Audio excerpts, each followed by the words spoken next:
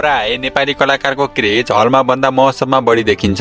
त्यसमा अभिनेता पल शाह पनि पर्छन्। 1 वर्ष लामो जेल जीवनपछि महोत्सवमा बाक्लै उपस्थिति जनाइरहेका उनलाई हेर्न दर्शकहरूको भिड थामी नसक्नु हुने गरेको छ। घाटा बेहोरिरहेका महोत्सवले समेत उनका कारण मुनाफा कमाउँछन्। तर उनलाई लिएर फिल्म बनाएका निर्माता भने करोडौं डुबेर तनावमा छन्। जेल जीवनपछि उनले काम गरेका 3वटा चलचित्र मायावी, पुजार सार्की र रामायण यस वर्ष प्रदर्शन भइसकेका छन्। त्यसमध्ये पुजार सार्की मात्र व्यावसायिक रूपमा सफल भयो, तर त्यसको श्रेय उनले पाएनन्।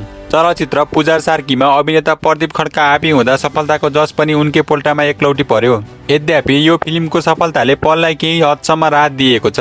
उनले रामायणबाट भने ठूलो आशा गरेका थिए, तर प्रदर्शन अगावै उनको गेटअपका कारण भएको आलोचनाले फिल्मलाई नै डुबाइदियो। त्यसपछि महाशिवरात्रिमा उनको मायावी रिलिज भयो। उनले महोत्सवमा समेत यो फिल्मको प्रचार गरेका थिए, तर उनलाई हेर्न महोत्सवमा उर्लिएको भिड हलमा भने देखिएन। एउटा अनाउन्समेन्ट छ, मेरो चलचित्र मायावी यही फागुन 14 गतेबाट अल नेपाल रिलिज हुँदैछ। र अर्को अनाउन्समेन्ट चाहिँ भोलि जनवरी 1 फर्स्ट सो भोलिदेखि हाम्रो पहिलो गीत त्यो माया हो भन्ने गीत चाहिँ रिलिज हुँदैछ। चलचित्र मायावीको हेरिदिनु होला भन्न चाहन्छु है त। Okay, thank you. अन्ततः मायावी चलचित्र फ्लप भएको छ। फिल्मको कमाई 70 लाख पनि छैन। रामायण र मायावीको डुबानपछि पलको क्रेज महोत्सवमा मात्र सीमित रहेको टिप्पणी भइरहेको छ। यो उनी स्वयंका लागि पनि सोचनीय विषय हो। महोत्सवमा पलको लागि उर्लिने भिड हलमा सामान्य पनि नहुनुले उनी कहीँ न कहीँ चुकेको प्रश्न छ।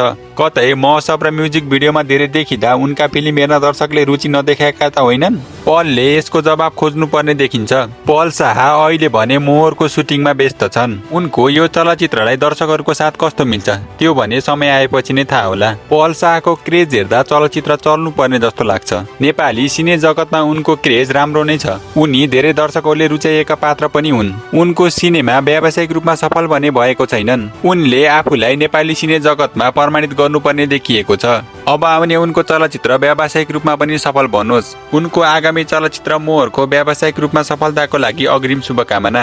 नायक पल शाहको चलचित्र हलमा नचल्नुको कारण के होला? तपाईहरूलाई के लाग्छ?